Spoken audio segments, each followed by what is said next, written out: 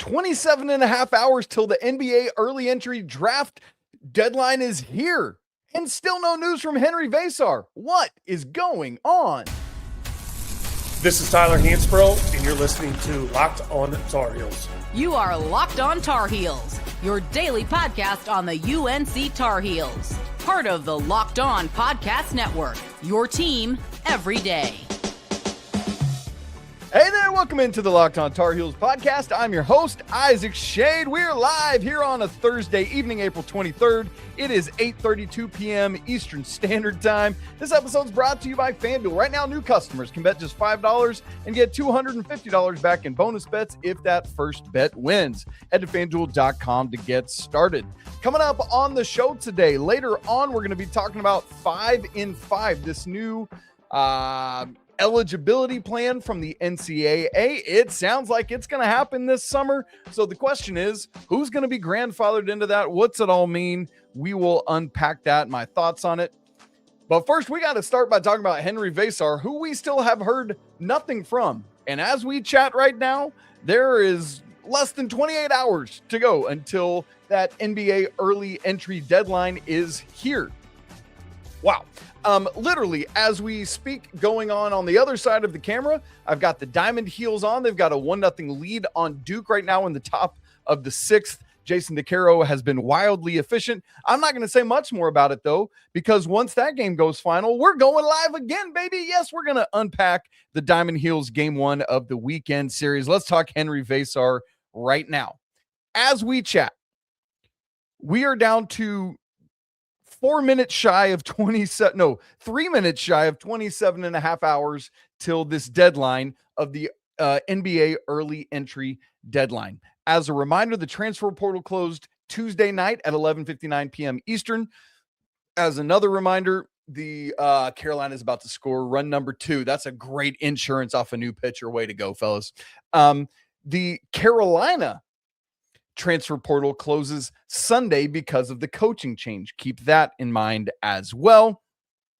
But the big thing that all our eyeballs are on, because Carolina's had a good week in terms of news in the backcourt and some depth in the form of Maxime Logie in the front court. But obviously, the big hole, because you feel like you've got starters up and down the lineup at 1 through 4 right now, is Henri Veesaar. And so that's what we wait on. I mean, literally by this time Friday evening, when there would be 8:30, 9:30, 10:30, 11:30, about 3.5 hours left until the deadline. If we still haven't heard anything, what does that mean? Because by that time, if Henry says I'm coming back, then you're feeling great and you're just filling in a few pieces. But if we get some news at some point from Henry, either after we finish recording tonight or during the day on Friday, then you got to go finding something, unless Henry says, I'm entering the NBA draft, but I'm keeping my eligibility open. So here's a whole bunch of things you need to keep in mind as you wrestle with what tomorrow's emotions and news are going to mean. If we get to midnight Eastern on Friday, which would then be Saturday, and there is still no news, it can mean one of two things. A, he's staying.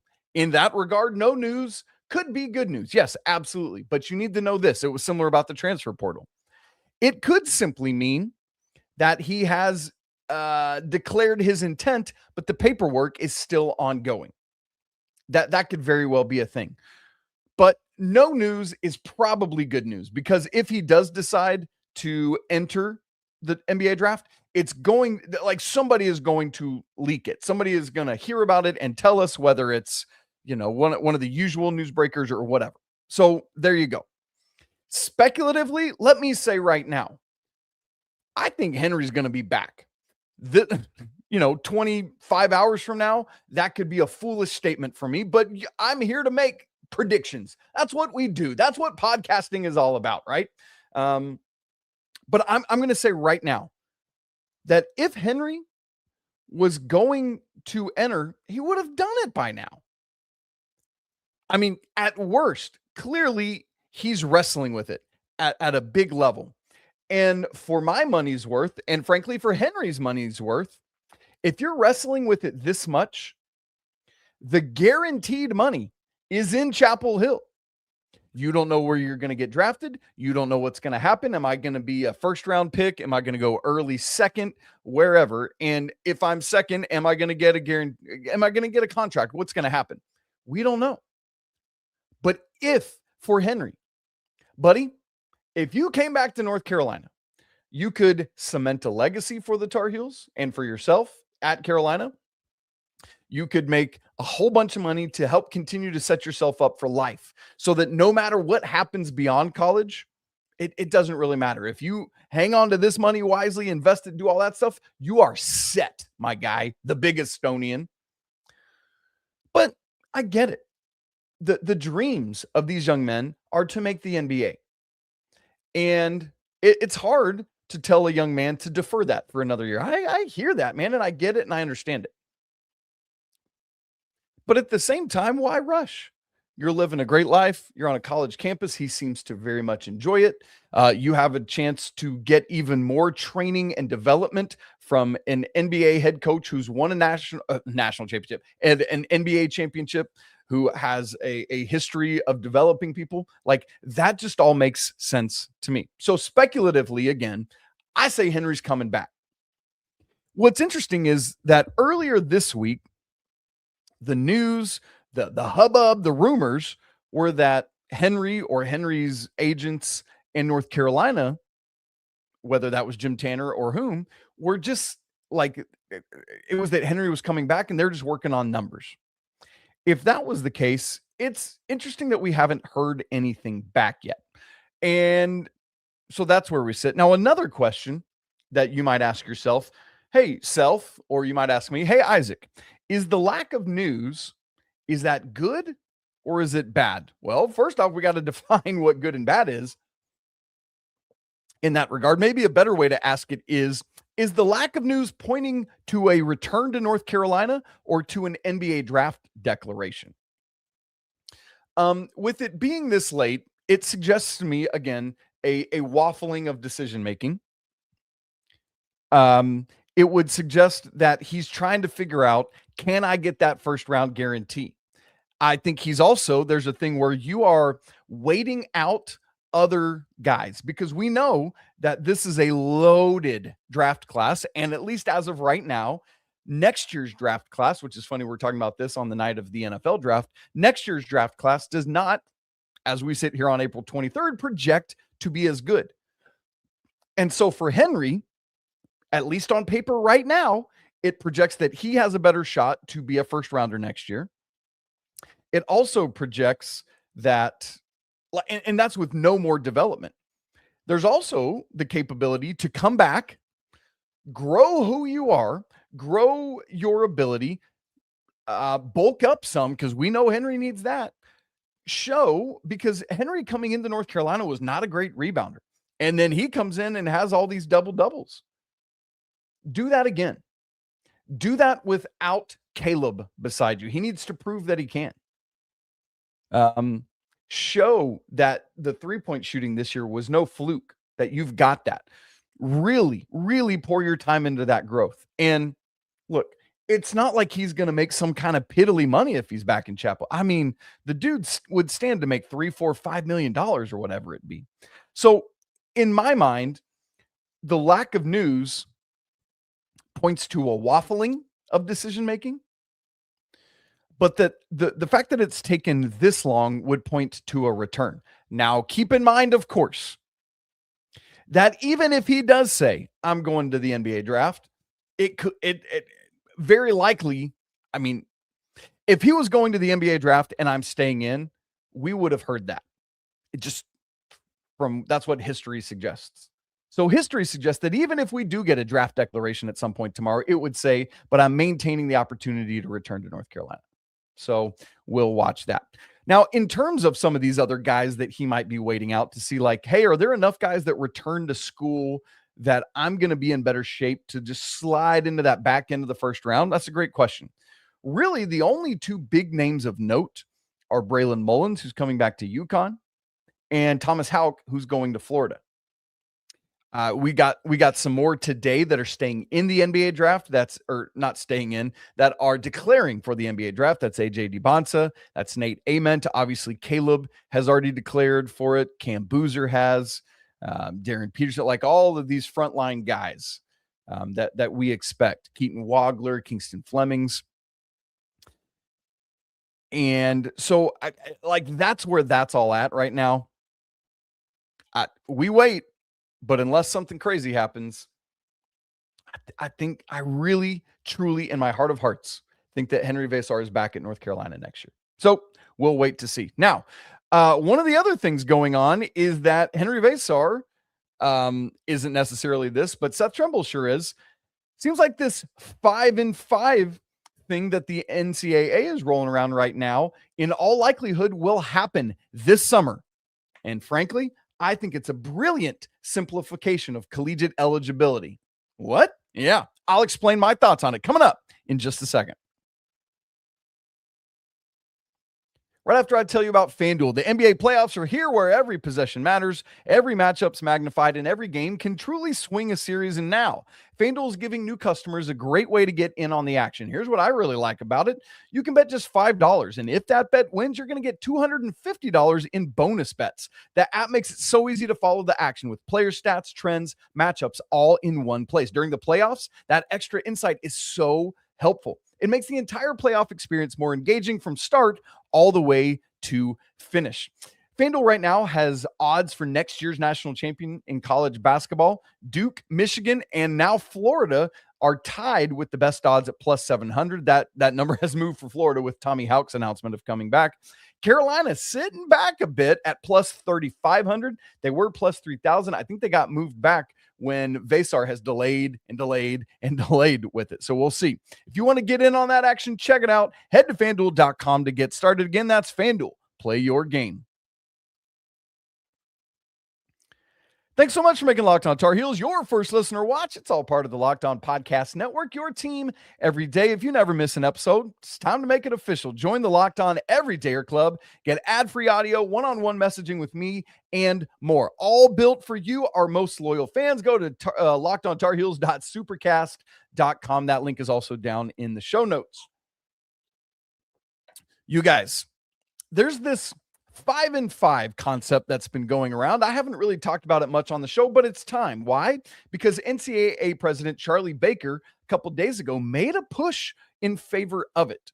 Obviously, President Trump had his executive order about it recently.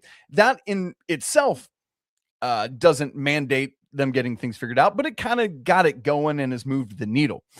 And so for those who aren't up to speed on it, what is the general concept? Let me just lay it out quickly for you, then I'll give you some thoughts.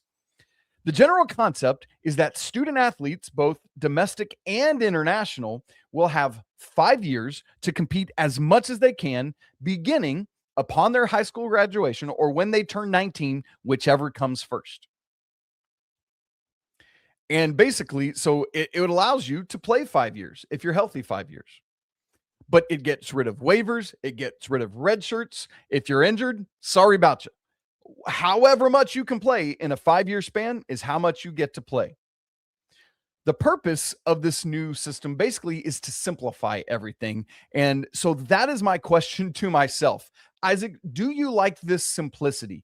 Do you like trying to come up with some sort of system that makes this all more understandable? Because right now we've got all these waivers and we've got dudes who have been in school for 42 years to play 4 years because they get hurt and COVID and all that.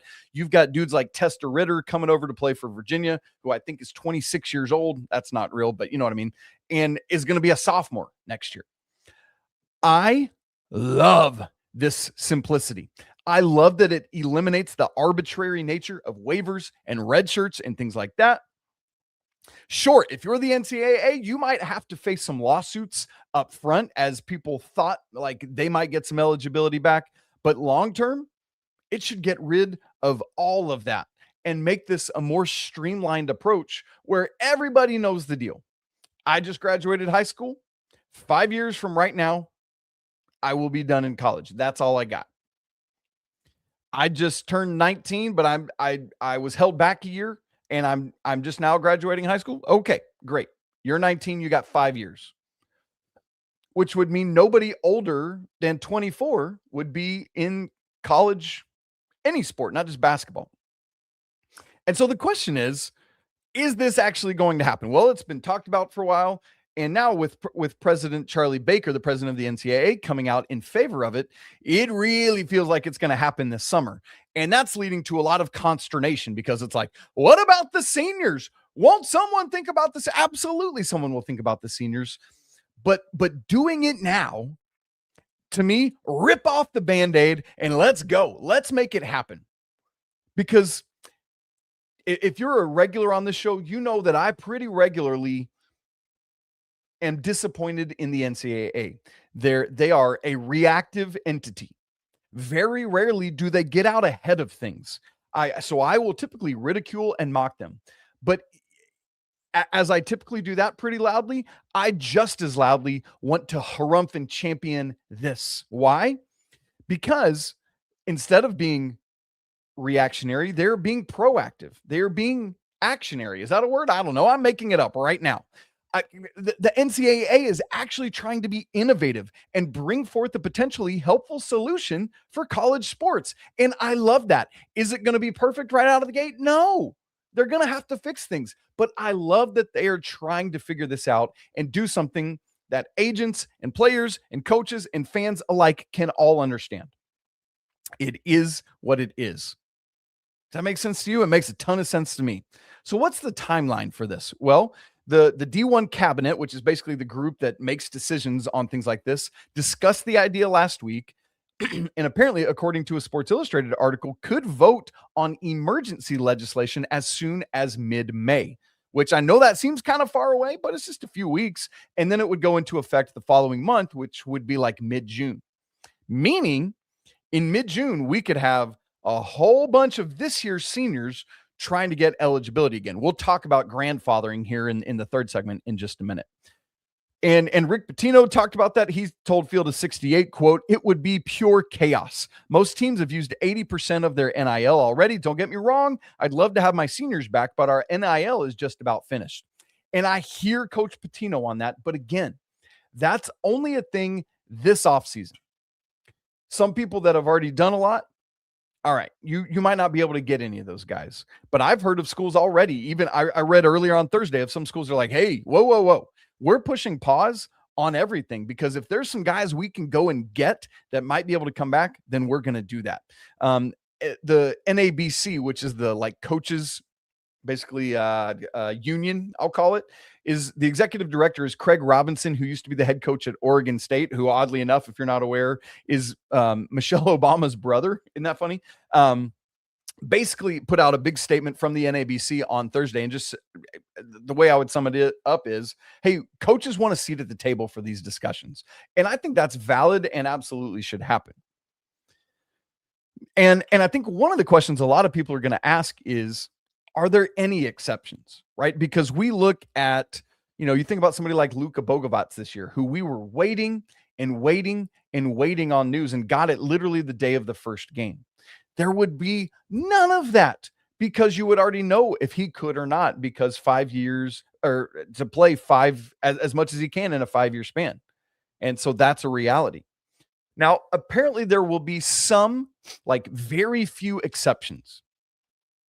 Religious missions. So, like members of the LDS Church, Latter-day Saints Church, basically like Mormons out like at BYU or Utah, things like that. They have the 2-year mission they go on. Apparently that would be an exception. Apparently active military service they're looking at as an exception. So if you go to serve our country, it could be allowed. And another one I had seen is the potential of if you become pregnant, that maybe there would be an exception made. Obviously that would matter only for women's sports.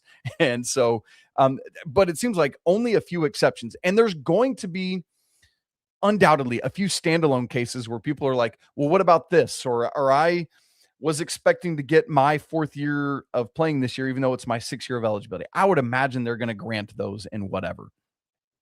But all in all, for me, this is a great move from the NCAA. And I know there's going to be a subset of people that say all sorts of like, oh my gosh, things are always changing. But I think this is a move towards towards slowing that down and stopping it, because it's been a freight train. I mean, yes, there are other steps to take in terms of transfer portal and maybe limiting to just one free transfer and things like that. But this is a step in my mind in the right direction. But the question becomes then, so who's going to get grandfathered into this thing? What about Seth Trimble and other seniors? Would they be eligible for next season? I want to ask myself that question, and we'll talk about that coming up in just a second. Right after I tell you about Indeed. You got workplace chaos and deadlines stacking up. Your inbox is overflowing, and the one position you still have to fill is sitting there wide open. Well, when the pressure's on and you need the right hire, man, that's a job for Indeed-sponsored jobs, who helps you reach the people that actually fit what you're looking for: skills, experience, location, so you're not just hoping the right candidate stumbles across your post. Here's a stat that says it all. In the minute that I'm talking to you, companies just like yours are going to make 27 hires on Indeed, according to their worldwide data. So if you're hiring, spend less time searching, more time actually interviewing candidates who fit and check all your boxes. Less stress, it's less time, but you get more results. What you need is the right person to cut through the chaos. And when you do, that's a job for Indeed sponsored jobs. And listeners of our show are going to get a $75 sponsored job credit to help your job get that premium status it deserves at Indeed.com/podcast. So go there right now and support our show by saying you heard about Indeed on Locked On Tar Heels. Indeed.com. Terms and conditions apply. Need to hire? Well, that's a job for Indeed sponsored jobs. All right, right back to it. So I, as I've thought about this 5 and 5, 5 years of eligibility in a 5-year span. That's it. That's that. It's as simple as that. A truck ton of questions come flooding into my head, but the first one is all about grandfathering. Who's going to get grandfathered into this? And so the first question that I asked myself is, Isaac, should the NCAA grandfather in the guys that are graduating right now? So the Seth Trimbles of the world. I'm just speaking in basketball parlance. Let's do that. Seth Trimble, guy, Purdue had a trio of 4-year seniors in Trey Kaufman-Wren, Braden Smith, and Fletcher Lawyer. For my mind, and I hate to say this, but I think the best thing to do would be to not allow those guys to be grandfathered in. Like it's the painful thing to do, but perhaps long-term, it's the best thing to do is just to cut all those guys off and say, everyone that's coming, in school still right now and beyond, yes, you have 5 years and 5 years, but sorry about you. Now, I would imagine that the NCAA would face a lot of lawsuits for that. And I get it. But what it seems like to me, the NCAA is saying here is, look, we get that we're going to face a lot of litigation for this. Billable hours always win the day, right? But it's worth it in the short term for us to go through all that to be in a better place long term. And I say, absolutely, let's do that. Oh, did Carolina just get a home run? No, it's a foul ball. Dang it. By the way, top 7th, 2-0 Tar Heels. Looks like we're going to be celebrating a win here in a little bit. But another reason these guys like Seth Trimble and others that are graduating this year who played 4 years in 4 years, think about this. There are countless how many seniors who aren't going to be able to play in the NBA. Maybe they could play overseas in the professional ranks, but regardless, and make a nice life for themselves. But regardless, for a lot of those, their best earning power is right now while they're in college, and the NIL money is sky high, baby. Because I said it about Henry in the first segment. If, let's say it's Isaac Shade, and I just finished playing my 4th year of baseball since we got that going on, not finished because you know what I mean. Well, that doesn't make sense because the money's not there. So let's go back to basketball. Let's say I just finished playing my 4th year of basketball, and I would love to be grandfathered in. Why? Because I'm too slow and too short, and I'm not going to make the NBA.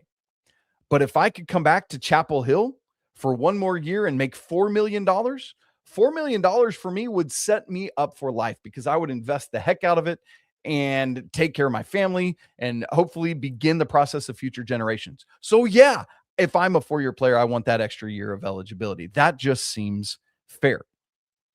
But here's another thing. Let's say, because I would imagine, and what it sounds like is probably this year's seniors will be granted that year of eligibility whenever this happens.